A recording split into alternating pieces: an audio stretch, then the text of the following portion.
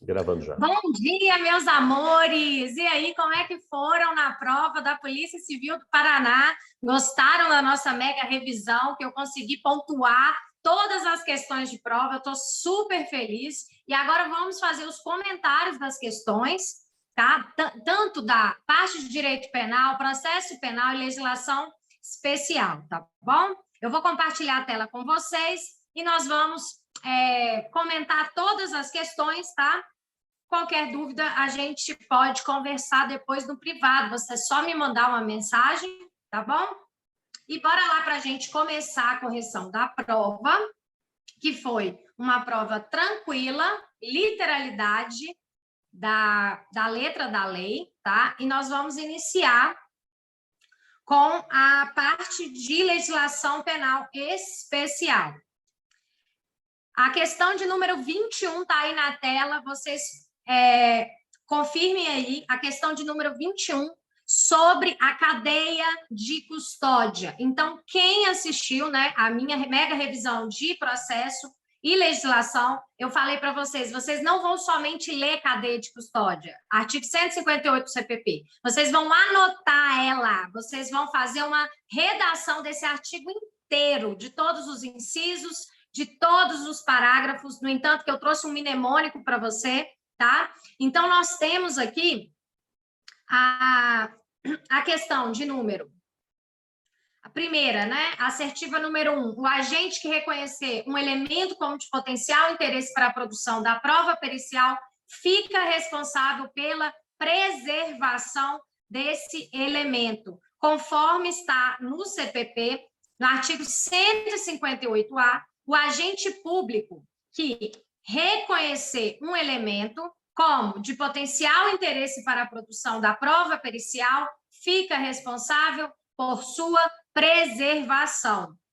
A assertiva de número 2 está. A primeira etapa da cadeia de custódia é a do reconhecimento, consistente no ato de distinguir um elemento como de potencial interesse para a produção da prova pericial. Então, nós vamos para o CPP, tá aqui, ó. Inciso 1º, 158B. A primeira etapa da cadeia de custódia é o ato de reconhecimento, que é o ato de distinguir um elemento como de potencial interesse para a produção da prova pericial. Então, copiou e colou. A questão de número 3 diz que o descarte do vestígio sempre será realizado pela central de custódia, nos termos da legislação vigente, sem a necessidade de prévia autorização judicial. E nós temos o descarte, né, que é o último procedimento da cadeia de custódia, referente à liberação do vestígio, respeitando a legislação vigente e, quando pertinente, mediante autorização judicial. É o que consta o conceito de descarte no inciso 10. E no 158C, sobre a questão dos vestígios, ele deve ser realizada essa coleta preferencialmente por perito oficial, tá bom? Então, precisa da autorização, por isso que a assertiva de número 3 está incorreta, e a assertiva de número 4, correta, a remoção do vestígio do local de crime antes da liberação por parte do perito responsável é tipificada como fraude processual. Então, nós temos o parágrafo 2º, que é proibida a entrada em locais isolados, bem como a remoção de quaisquer vestígios de locais de crimes antes da liberação por parte do perito responsável, sendo tipificada como fraude processual a sua realização, tá? Então, o perito, ele deve preservar aquele local. Se ele mexer no local, na cena do crime, remover os vestígios não transeuntes, ele vai responder por fraude processual. Agora, eu lhe digo, uma mãe que encontra a vítima, né, o seu filho, que foi vítima de um homicídio e está no local. Ela desesperadamente entra dentro desse local, desrespeitando a preservação do local do crime, por exemplo. Ela vai responder por fraude processual, meus amores? Não, ela não responde, tá? Aqui nós temos a questão do perito responder como fraude processual se ele remover, modificar a cena do crime, tá? antes do perito responsável. Então, o policial ele deve, né, aguardar a perícia chegar antes de fazer modificações no cenário do crime. Então, a questão de número 21, somente as afirmativas 1, 2 e 4 são verdadeiras, tá? Cadeia de custódia, como eu disse para vocês, é questão certeira na sua prova, trazido pelo pacote anticrime. Questão de número 22, trouxe, né, a conduta do usuário, né, do artigo 28 da lei da posse de drogas, né? Quem adquirir, guardar, tiver em depósito, transportar ou trazer consigo para consumo pessoal.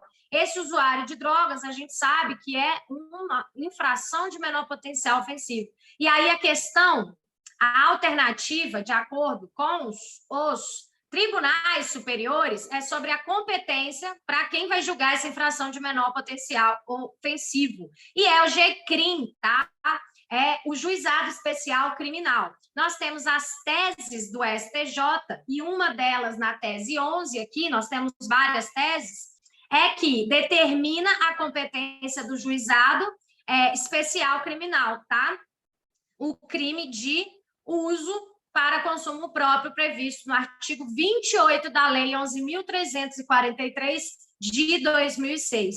Falei da importância das jurisprudências, das teses desse assunto de lei de drogas, ok? Então, a letra E é o gabarito, sem nenhuma dificuldade para você marcar que é competente, né? Essa conduta deve ser julgada pelo Juizado Especial Criminal Estadual, porque é um crime de menor potencial ofensivo.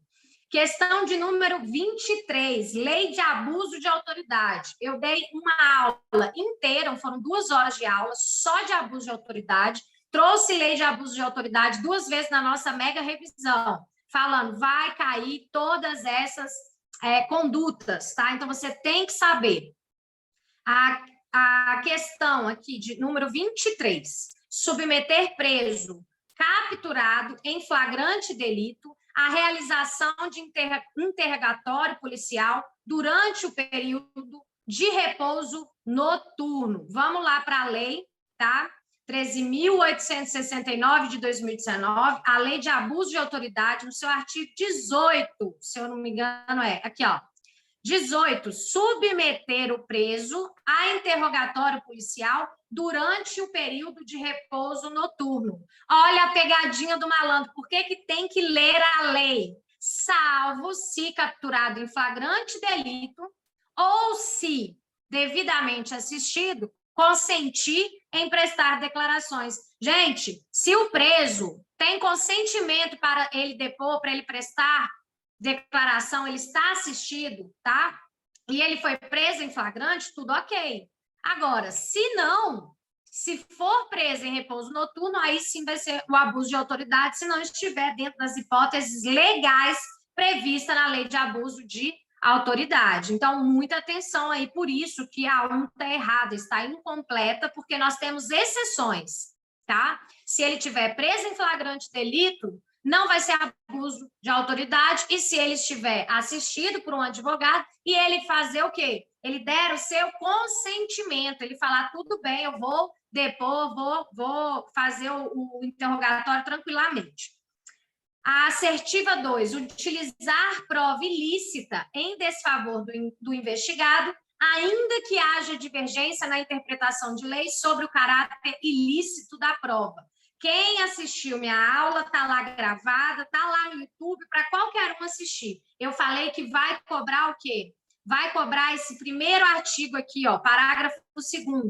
A divergência na interpretação de lei ou na avaliação de fatos e provas não configura abuso de autoridade. Ou seja, copiou e colou, caiu justamente o que está na lei. Eu ainda falei, gente, isso aqui é uma mudança, isso aqui está nos primeiros parágrafos do artigo 1º da lei. Então, não podia esquecer isso, e eu falei, essa divergência não configura abuso de autoridade, ok?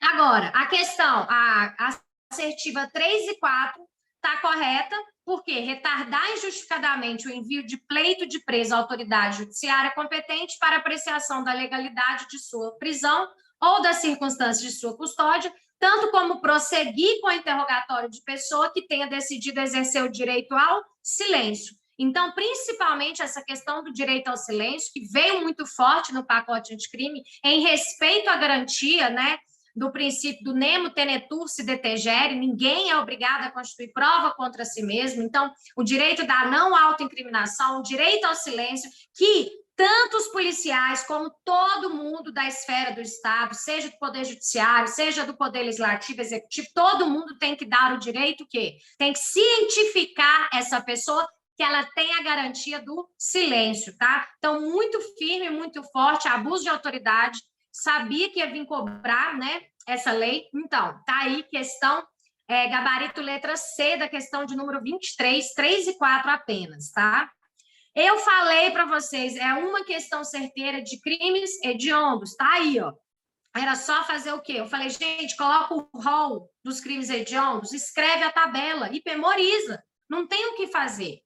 Então, a questão, a alternativa letra A, que está conforme a literalidade, porque a lei de crimes hediondos, né, ela tem um sistema legal, ou seja, é taxativo, é somente aquele rol de crimes previsto na lei, e a letra A é o gabarito, epidemia com resultado morte, homicídio qualificado, não importa qual seja a ordem, se é de ordem objetiva ou subjetiva, se é um homicídio qualificado, é hediondo e ponto final, e estupro. Então, a única assertiva era a letra A, né? Não cabe recurso, uma questão que eu digo fácil, veio questão fácil.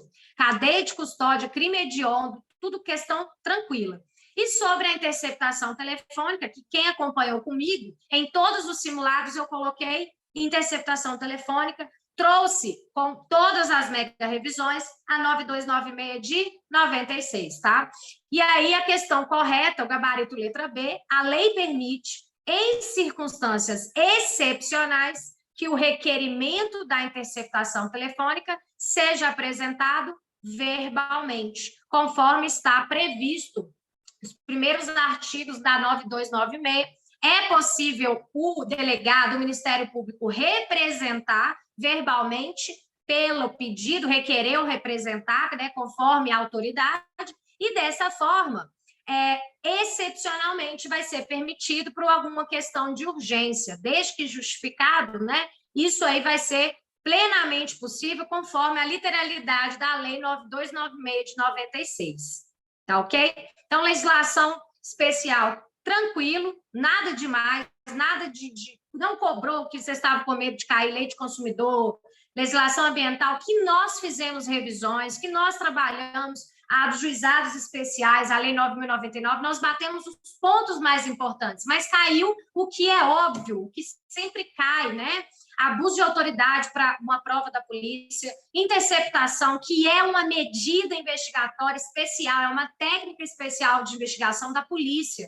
Então, cobrou aquilo que tem afinidade e relação com o próprio cargo. Então, acho que a banca acertou, foi maravilhosa. Vamos iniciar agora a correção de direito processual penal, tá? Artigo 26, questão de número 26. Só lembrando que eu trouxe muitas questões também doutrinárias, além de jurisprudenciais, na nossa revisão, na nossa mega revisão. Por quê? A leitura do código você já faz. O que a gente traz de diferente é justamente trazer pontos doutrinários e jurisprudenciais que você às vezes não lembra, não está na lei, você acaba perdendo, que é o mais importante. Eu achei que ia cobrar questões mais teóricas, porque nós fizemos um filtro da banca e as últimas provas, a banca cobrou mais teoria. E o que ela veio fazer nessa prova? Cobrou literalidade de lei. Então, eu disse para vocês, ou é a literalidade da lei, tem que ler os artigos, nós lemos, mas também é necessário saber, né, aquele plus a mais. Porém, não foi cobrado, né? Eu achei que ia vir mais forte, mais pesada a prova veio uma prova tranquila. Então, direito processual penal, a questão de número 26, o mero registro da ocorrência do crime não traz em seu bojo a existência da condição de procedibilidade para a instauração do inquérito policial. Gente, perfeito. Olha que raciocínio lógico. Imagina se houvesse ação para todos os boletins de ocorrência. Vamos supor estelionato, que hoje nós tivemos alteração pelo pacote anticrime, que é condicionado à representação. Você imagina uma delegacia lotada, você no seu plantão lotado de diligência, e todo dia chega um crime de estelionato. Imagine você ingressar com ação para todos esses crimes. Só que o grande problema desses crimes é que não consegue encontrar a autoria. Então, nós temos uma pilha gigantesca dentro das delegacias de processos, né, de boletins de ocorrência de estelionato, e a gente não consegue o quê? A justa causa. Eu não consigo autoria e materialidade para ingressar com a ação penal. Então, não quer dizer somente porque você faz um boletim de ocorrência que necessariamente você vai obter justa causa para conseguir ingressar com uma ação penal. Você precisa ter, né, a justa causa, o binômio, que é a autoria e a materialidade. Pelo menos esses indícios, né, de autoria. E é muito difícil, e no Brasil, como a gente vê, né, o crime de estelionato aumentando, principalmente estelionato virtual. Então, hoje nós temos o quê? Estelionato é condicionado à representação. Você pode chegar lá na delegacia, você fala, fui vítima de estelionato. Tá, mas quem que é? Você não sabe quem que é. Então, é muito difícil. Como que você vai propor, tá, essa ação penal? Então, a simples ocorrência, gente, a simples fato de um boletim, de fazer uma denúncia, né, uma denúncia crimes, não quer dizer que vai haver o processo penal, a ação penal. É necessário esse binômio, né? Nós trabalhamos muito bem a persecução penal, que apesar do inquérito, né, ele ser dispensável, a ação penal ela pode ingressar se ela já tiver a justa causa. Questão de número 27. A questão de número 27, gente, falando que MT aí, ó, são conhecidos sujeitos ativos que subtraíam objetos e foram perseguidos por policiais, militares e por populares, tá? Na fuga não conseguiram levar nada. Eu trouxe tanto flagrante para vocês, flagrante próprio, impróprio, presumido. Nós fizemos muitas questões, no simulado, né, caiu também, e acabou cobrando mais fácil do flagrante, o flagrante facultativo. Então, nem cobrou o flagrante obrigatório da polícia, né? Que o policial militar ele tem ali o flagrante obrigatório. Não. Falou que qualquer um do povo pode prender. Olha só a questão, o gabarito, a letra A. A lei processual permite a qualquer pessoa do povo prender pelo flagrante delito. Olha o flagrante facultativo aí, gente. Questão mais fácil que essa. A prova foi simples, a prova só perguntou a letra da lei, era só você saber. Ela pode até ter construído ali os enunciados, né, que ficaram grandes, mas o que ela quer saber eram coisas, letra da lei, somente. Você só precisava ter feito um estudo frio, analítico da lei e era capaz de fechar todas as questões de direito. Não vi grande dificuldade. A questão de número 28, dizendo que houve rompimento de obstáculo, né? Então, utilizaram o pé de cabra para arrombar o local do crime, para subtração com rompimento de obstáculo. E aí, gente, é necessária? É imprescindível? É obrigatória? É imperiosa ou não o exame pericial? Eu preciso da prova pericial para comprovar que houve um rompimento de obstáculo, que aí eu vou ter um furto qualificado. Então, olha só, nós já temos aqui, ó, no HC, que é imprescindível a perícia, nesse caso, tá, de rompimento de obstáculo, tá? Se não for feita a perícia, eu não poderá incidir a qualificadora. Então, nós temos aí, ó, a 5ª turma do STJ decidiu que é imprescindível para comprovar rompimento de obstáculo a incidência da qualificadora do parágrafo 4º, está lá no inciso 2, né? O rompimento de obstáculo. Então, precisa da perícia, precisa realmente comprovar que aquela pessoa ela rompeu ali aquele obstáculo e aí vai ser caracterizado furto qualificado, tá? Então, a questão de número 28 ela só queria saber se precisa da perícia ou não. Mesmo que você não tivesse aprofundamento de jurisprudência, você tem que raciocinar que para comprovar alguma qualificadora de ordem objetiva de meios e modos de execução, é claro que vai ser necessária a perícia, né? Então, de ordem objetiva, você consegue extrair esse raciocínio, tirar isso da própria norma, conceito seu genérico mesmo. Questão de número 28, questão que cobrou competência no artigo 70 do CPP, nós trabalhamos bastante competência. Eu acreditava que a prova ia dificultar, que ia trazer jurisprudência, né, de competência, porque nós temos muitas súmulas, e simplesmente cobrou o artigo 70, que a competência é determinada pelo lugar em que se consumar a infração ou na tentativa, o último ato de execução. Então, Mafra, que foi o lugar da tentativa, então, o lugar em que foi praticado o último ato de execução. Questão 29, ela veio assim, de bandeja para quem estudou o artigo 70, que eu falei para vocês, gente. Lê a letra da lei. Isso aí é obrigação de concurseiro. Você tem que estar com a letra da lei afiada. E o que mais você tem que ter? A gente vem trazendo que é um plus, que é muita jurisprudência, muita doutrina, para você ficar no nível hard. A prova não cobrou nem jurisprudência, ela só cobrou a literalidade do artigo 70.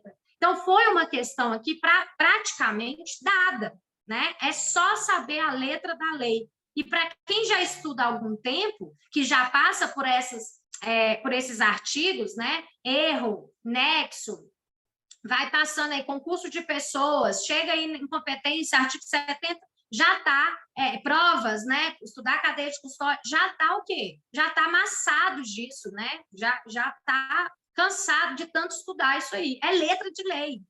Questão de número 30, a última de processo penal, caiu ação penal. Então, quem estudou ação penal comigo, lembra do prazo que eu te falei. Você marca 6 meses, tem eu falando, marca 6 meses que você não erra. E aqui é o prazo. LR, ele tem 6 meses para exercer o seu direito de queixa, contados do dia em que vier a saber quem é o autor do crime. Eu disse para vocês que é contado o prazo decadencial de 6 meses para propor ação penal quando há descoberta da autoria.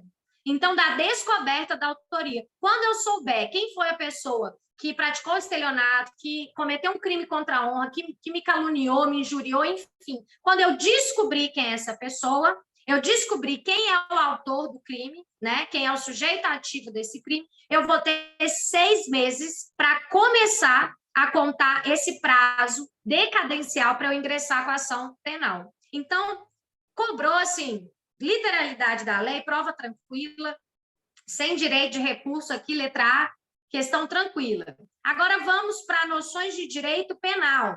Aqui o pessoal começou a ter uma discussão lá no grupo, então eu vou conversar com vocês bastante aqui sobre a questão da teoria do delito. Eu dei uma aula só sobre a teoria do delito e eu consegui perceber que os alunos estão confundindo muito a questão da ordem, né, dos elementos do crime. Então, eu vou explicar isso aqui, mas vamos dar continuidade aqui na questão de número 31. Caiu o concurso de pessoas. Eu, Karine, achei que a banca ia cobrar teoria, que ela ia dificultar, que essa parte é muito teórica. Ela cobrou letra da lei. Ainda bem que eu trouxe a letra da lei, nós trabalhamos a letra da lei e eu trouxe também muita teoria, muitos exercícios sobre a questão de concurso de pessoas para não deixar dúvida. Então, simplesmente, artigo 29, 30 e 31, copiou e colou, tá? Olha só, a questão, a letra A, né? As circunstâncias ligadas ao sujeito não se estendem aos demais autores, salvo quando forem elementos constitutivos do crime. Então, nós temos aqui no Código a questão, artigo 30, né? Quando nós temos os elementos essenciais do crime. Aqui, ó. Circunstâncias incomunicáveis não se comunicam às circunstâncias e condições de caráter pessoal, salvo quando elementares do crime. A letra B, se um dos agentes quis cometer um crime menos grave que o praticado pelos demais, fica sujeito à pena do crime menos grave. Então, eu trouxe para vocês justamente aquele exemplo do sujeito, do Caio e Tício, lembra? Que eu falei que ele queria praticar furto e o Tício acabou praticando o quê? Roubo, seguido de morte, ainda estuprou a empregada, né, e matou segurança. Quem lembra desse exemplo, eu falei, mas Caio quis participar de crime menos grave. Eu fiz uma tabela para vocês. Eu ainda falei, vai ser aplicado o quê? A pena do crime que ele quis participar, que for menos grave.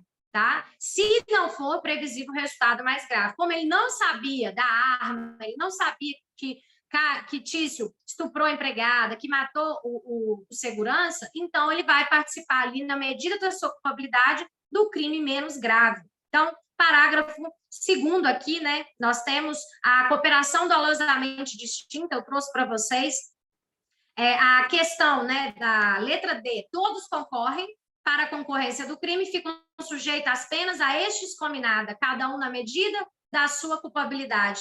O artigo 29 do concurso de pessoas, quem de qualquer modo concorre para o crime, incide nas penas a estes combinadas, na medida da sua culpabilidade. Gente, cobrou a literalidade da lei, que prova fácil. E a letra E, o ajuste à determinação, a instigação, auxílio, aqui, questão, artigo 31. O ajuste à determinação, ou instigação e o auxílio, salvo disposição expressa em contrária, não são puníveis. Não é punível. Se eu virar e falar, bora, Roberta, vamos assaltar um banco, como eu sempre falava, ela falava, bora, a gente ajustou. Chegava no outro dia, a gente não fazia nada. Vai ser punível? Não. Não são puníveis se o crime não chega, ao menos, a ser tentado, ou seja, eu preciso, dentro do intercrimes, adentrar na esfera da execução. Tá? Mesmo que ele não se consuma por circunstâncias alheias à vontade, mas a gente tem que começar.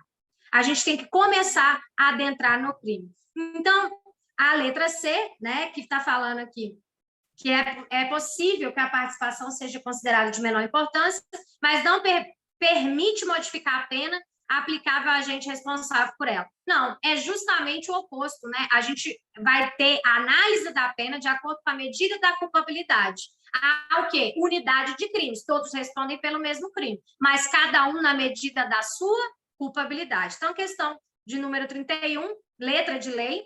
Fiquei super feliz que na minha mega revisão, quem lê os artigos comigo, que eu li 10 vezes, né?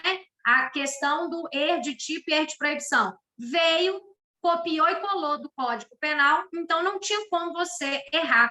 Todas as questões estão corretas, assertiva 1, 2, 3 e 4. Vamos confirmar, tá? As questões.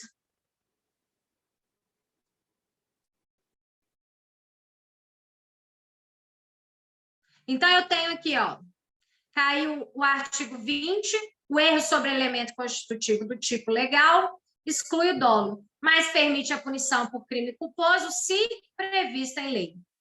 Nós temos que é isento de pena quem, por erro plenamente justificado pelas circunstâncias, supõe de fato que se existisse, tornaria a ação legítima.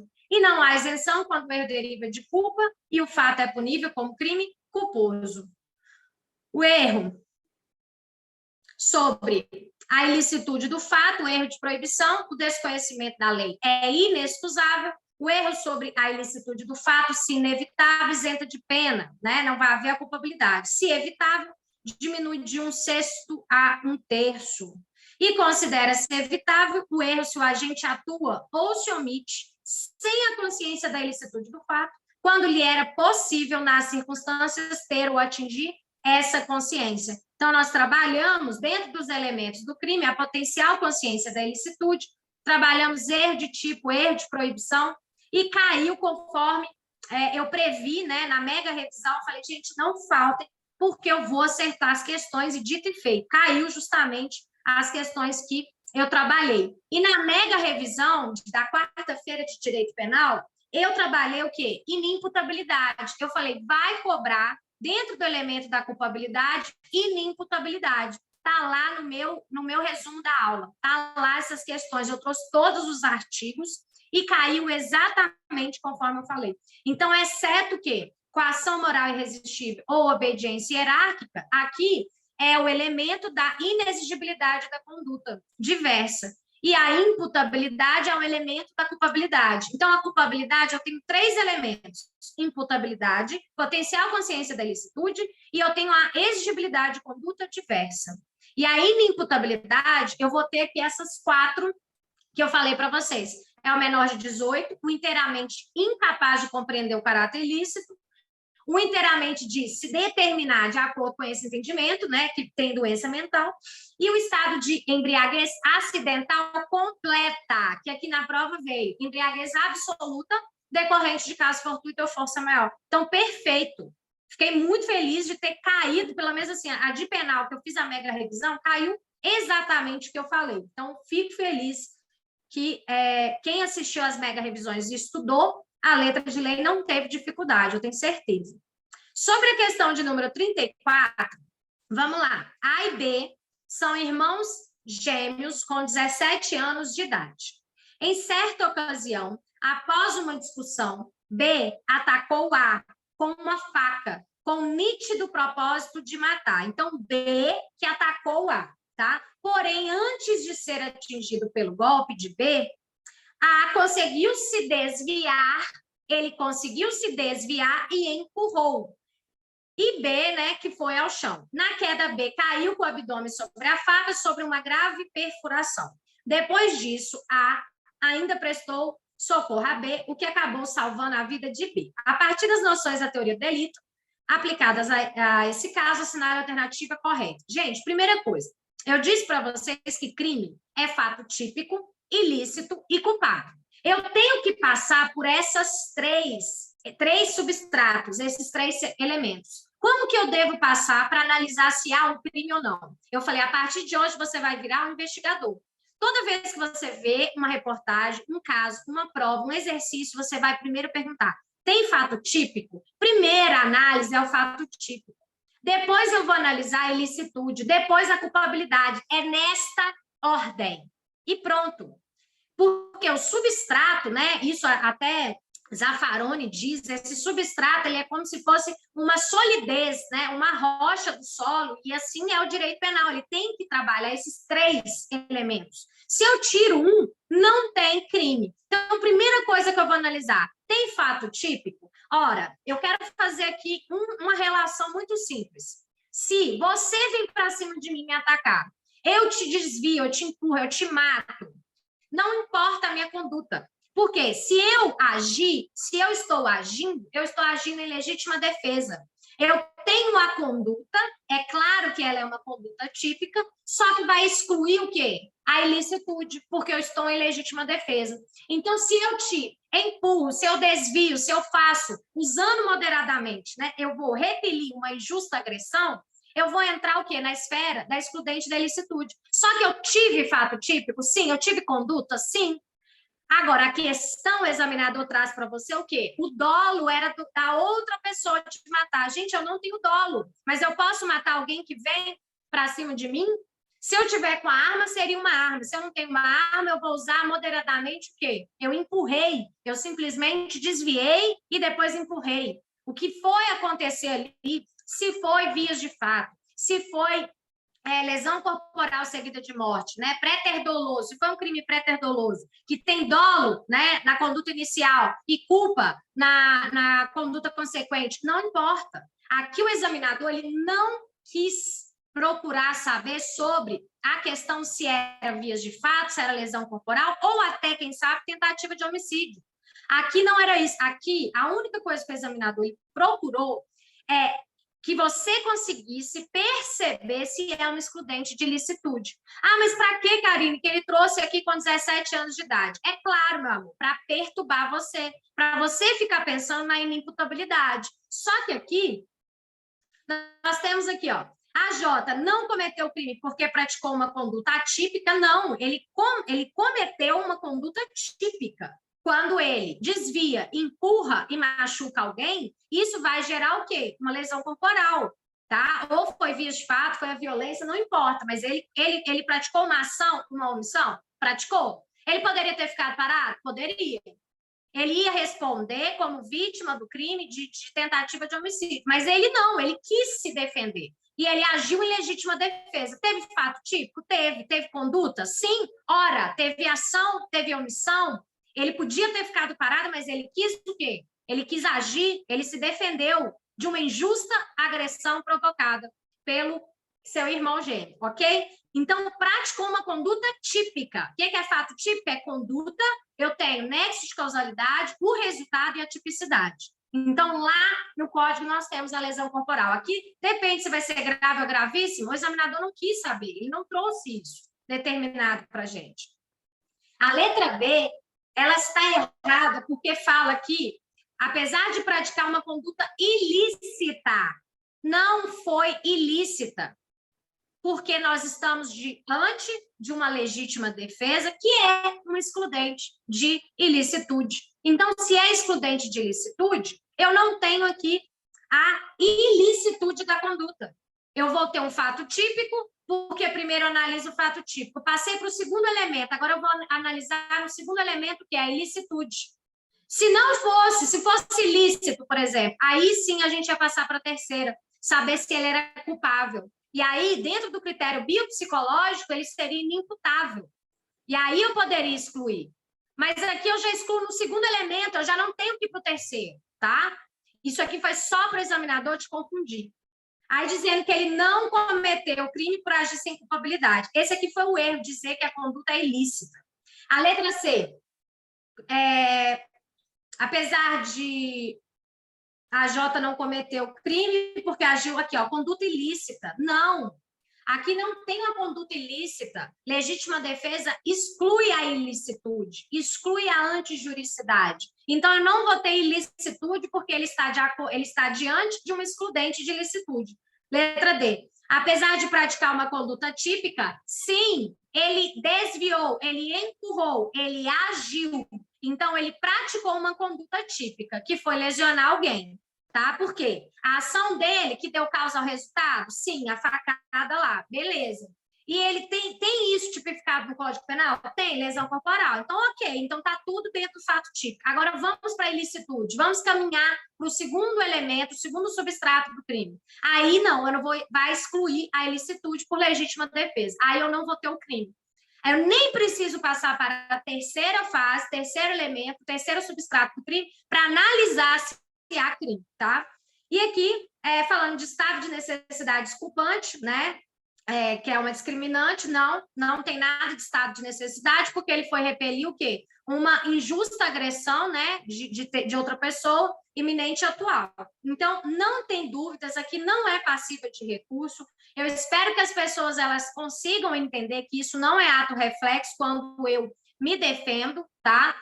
Não adianta fazer uma discussão e aprofundar nesse tema. O que adianta é você começar a estudar, porque agora falta pouco para você melhorar, subir seu nível, tá? Porque concurso, gente, é você ter maturidade, sabe? Não é você ficar chorando, nem brigando, não. É você ter maturidade para esperar que tudo tem seu tempo e que as coisas vão chegar. E que se não foram dessa vez, é porque está próximo de chegar. Então, tenha fé e continue, levante a cabeça e continue estudando, tá? Mas aprenda que você tem que entender bem a teoria do crime, os 3 elementos, os 3 substratos do crime e quais são as suas excludentes, tá? Para você não ficar com essa dúvida aí, como que você deve perpassar, como que você deve passar pela análise do crime nesta ordem, tá? Fato típico, depois antijuricidade, depois a culpabilidade, nesta ordem, sem mais dúvidas. Vamos para a questão de 35. Suponha que um sujeito se passe por agente da vigilância sanitária para abordar comerciantes e assim cobrar propina, para não impor multas por supostas irregularidades encontradas nos estabelecimentos comerciais. Gente, qual a conduta tipificada? Muita gente falando em extorsão. Extorsão tem que ser mediante grave ameaça. Aqui não houve ameaça, hora nenhuma falou ameaça. E o que eu achei mais interessante é que, há pouco tempo na mídia, todos vocês leram a respeito de um sujeito, de uma pessoa que estava passando pelo, que era promotor, que era representante do Ministério Público, que estava cobrando das pessoas, né? Também foi tipificada como do estelionato. O que a banca fez? Copiou essa notícia do jornal e colocou na prova. Então, era só você entender, você, um agente, né? Você está se valendo da sua função? Não. Então, você tem que tirar aí concussão.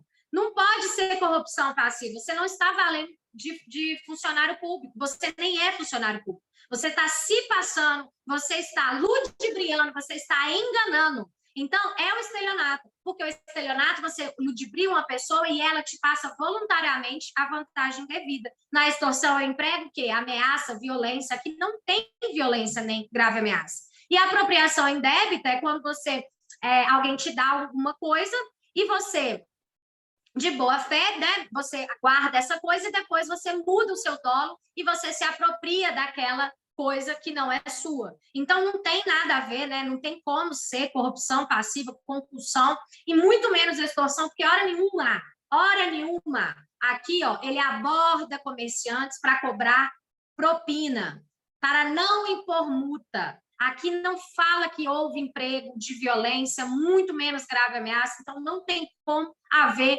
a extorsão, correto? Então, nós finalizamos toda a correção, direito penal, direito processual penal e legislação penal especial. Eu espero que tenham feito uma excelente prova. Nós conseguimos, né, pontuar, abordar todos esses pontos na mega revisão, até muito mais, então eu fico muito feliz. Eu espero que vocês tenham um retorno aí maravilhoso.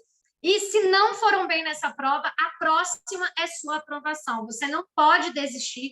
Levanta a cabeça, sacode a poeira, porque é assim que a gente tem que levar a nossa vida, tá? A vida do concurseiro, a vida do concurso público é justamente isso. Você não desistir, você sempre continuar de cabeça erguida e perseguir o seu objetivo. Então, continue estudando, não desista, porque a sua aprovação está agora, em breve, para sair, tá bom? Então, um beijo, muito obrigada pela companhia de vocês, obrigada por quem confiou, por quem nos acompanhou durante esse período, eu fico super feliz com a companhia de vocês, agradeço muito a todos os professores que são maravilhosos, mas, em especial, um professor que ele tem, né, vamos colocar uma magia, né? Eu quero agradecer ao professor Márcio, porque sem ele esse projeto não seria possível.